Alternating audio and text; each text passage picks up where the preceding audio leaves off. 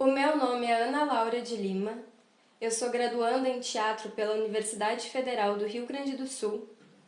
Esse trabalho é realizado em coautoria com a minha orientadora, a professora doutora Luciana Éboli, e se intitula Quando se alude al poder, la sangre empieza a correr. Os registros da violência em Antígona Furiosa, de Griselda Gambaro. Os testemunhos históricos têm a capacidade de suspender o tempo e deslocar os acontecimentos. Um relato, por individual que seja, é capaz de reproduzir uma experiência coletiva. E por mais distante que pareça a lembrança, este vestígio memorial está atuando ostensivamente no presente. Nesse sentido, o texto Antígona Furiosa, da dramaturga argentina Griselda Gambaro, retrata a história de uma mulher que deseja dar sepultura a seu irmão. Através do discurso em primeira pessoa, Antígona fala sobre a violência a que esteve submetida toda a Argentina durante o período da ditadura civil-militar. O objetivo desse trabalho é analisar de que forma a violência é retratada no texto.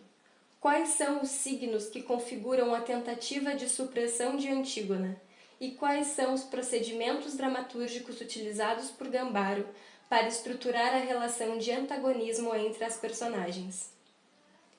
A metodologia é pesquisa bibliográfica, levantamento documental para o aprofundamento da história argentina e do movimento Teatro Aberto, análise de dados e seleção do corpus do trabalho, estudo comparativo entre os textos teatrais de Antígona Furiosa, de Griselda Gambaro, e Antígona, de Sófocles.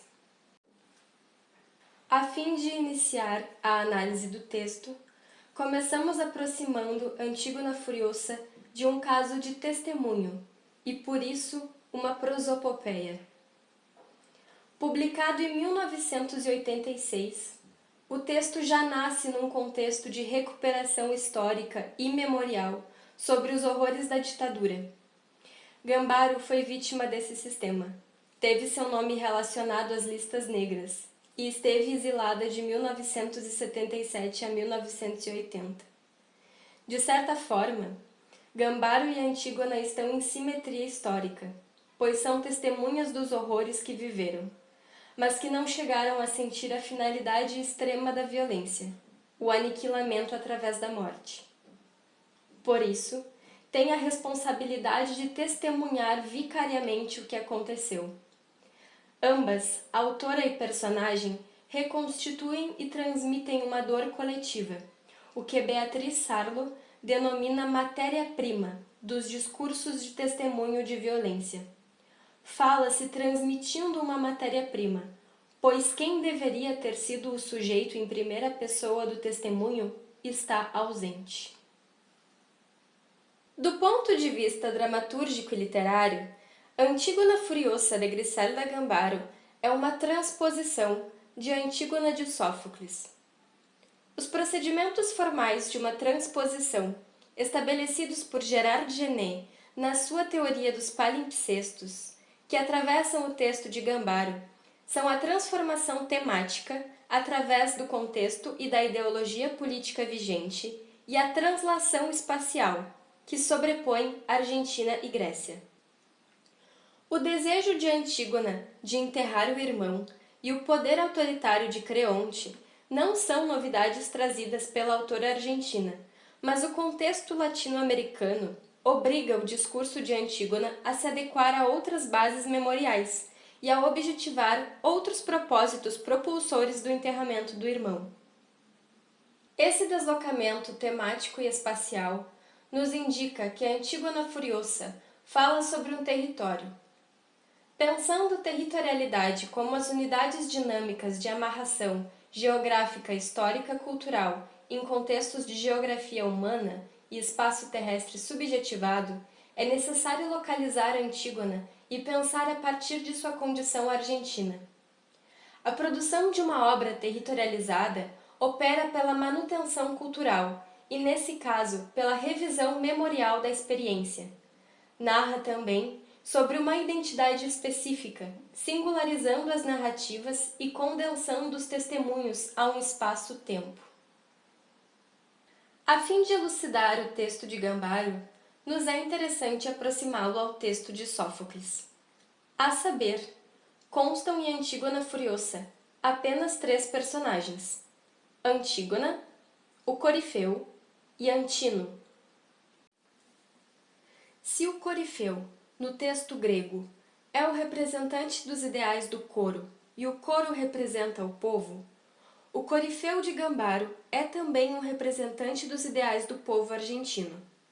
Não obstante, o Corifeu representa também os ideais de Creonte, dessa vez aproximado ao carrasco ditador Jorge Luiz Videla. Se a mesma personagem é capaz de dar voz ao povo e ao carrasco, é porque significa que os horrores ditatoriais foram respaldados por uma oligarquia argentina.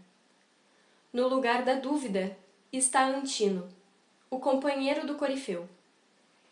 É narrado na Odisseia que Antino foi o nome do companheiro amoroso do imperador Adriano de Roma. Esse Antino, ainda que consorte do imperador, não tinha qualquer influência política. Gambaro parece nomear o comparsa do Corifeu no sentido da passividade, insinuando também uma lubricidade entre os dois. Conforme Padula e Ponte, a utilização no discurso militar do conceito de subversão, ampliado a tudo que se considerava contra os valores e objetivos da ditadura e, de modo mais abrangente, contra um hipotético ser nacional, transformou o conjunto da sociedade em potencial inimigo. E assim como no texto de Sófocles, o antagonismo segue sendo Antígona e Creonte, ainda que agora ele esteja manifestado fisicamente pelo Corifeu. É de Creonte o poder, e quem detém o poder, como diz o próprio Corifeu no texto, é quem pode definir o que é certo e o que é errado. A partir de Creonte, símbolo do poder e do nacionalismo, Antígona aparece como subversiva e inimiga da nação. Mas na recíproca dos fatos, Antígona é a vítima e Creonte, o carrasco. Inaugurando o assunto da lei, que já é tema corrente dos textos de Antígona, evidenciamos a forma como ela é usada para a ameaça das vítimas. Diz a Antígona: "No fue Dios quien la dictó, ni la justicia. Los vivos son la gran sepultura de los muertos. Esto no lo sabe Creonte, ni su ley." E responde o Corifeu em tom de ameaça: "Salvo a Polinices, a quien redobla su muerte, Creonte solo a los vivos mata." No final do texto, Antígona volta a salientar a lei opressora de Creonte, num diálogo com seu irmão morto, Polinices. "Creonte me ha juzgado, hermano mío.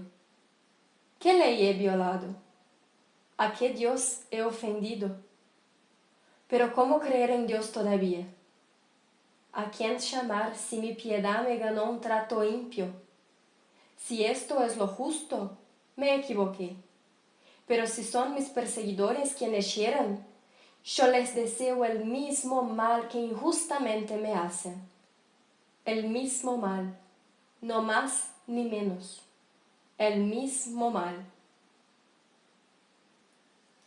Já é característico de Antígona, desde a tragédia grega, a coragem e a soberba. Antígona Furiosa tem a capacidade de sentir medo, o que a distancia de sua primeira aparição e também a aproxima do ambiente de terrorismo e perseguição da ditadura. Mas Antígona, mesmo com as interdições impostas pelo Estado argentino, toma para si a responsabilidade de dar sepultura a Polinices. Através de seu discurso, Antígona coloca-se como um corpo integral e vivo, em contraposição ao corpo fragmentado e morto do desaparecido e da própria nação argentina. Através de seu corpo, Antígona é capaz de reintegrar e restituir de vida a identidade de seu irmão, porque é através dos corpos que a memória se atualiza e as verdades são descortinadas. Antígona também é o corpo integral e vivo em cena, em contraposição a Creonte, que não passa de uma carcaça. No texto, essa postura se concretiza através de um diálogo entre Corifeu e Antígona. Diz o Corifeu: Quem desafie a Creonte morirá. Antígona responde: Me ves, Creonte? Choro. Me oís, Creonte? E continua: ¿Para quién? Para quienes mueven la cola como perros, no para mí. ¿Me oyes, Creonte? Yo lo sepultaré con estos brazos, con estas manos. Polinices, yo seré tu cuerpo, tu ataúd, tu tierra. Há uma carcaça no palco. Ela representa Creonte. Carcaça significa o esqueleto de um animal ou qualquer destroço abandonado. Gambaro retira dessa forma toda a humanidade de Creonte e inverte o sentido de suas imposições. Agora é ele quem não fala e que está insepulto. A carcaça é mais um símbolo da morte no cenário, mas diferentemente da morte protagonizada por Antígona, a carcaça remete a um sentido de corpo putrefato. Essa carcaça pode estar ali para representar a podridão da postura de Creonte, que atravessa toda a peça. É um centro que condensa e dispersa a pulsão de morte. Para falar do lugar da perseguição e da intolerância, o Corifeu sempre se coloca próximo da carcaça.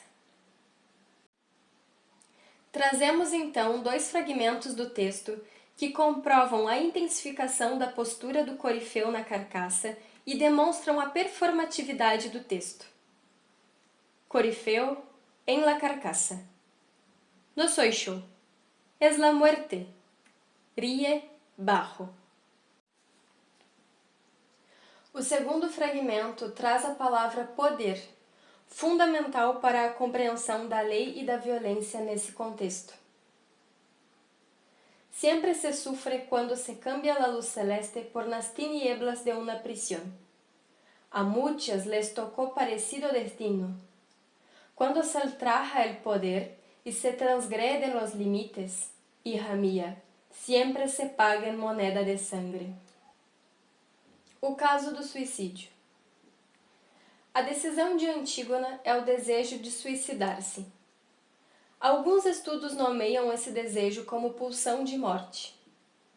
Outros dizem que é amor, o desejo de Antígona em unir-se ao pai e ao irmão através da morte, e restaurar assim um passado anterior à lei de Creonte.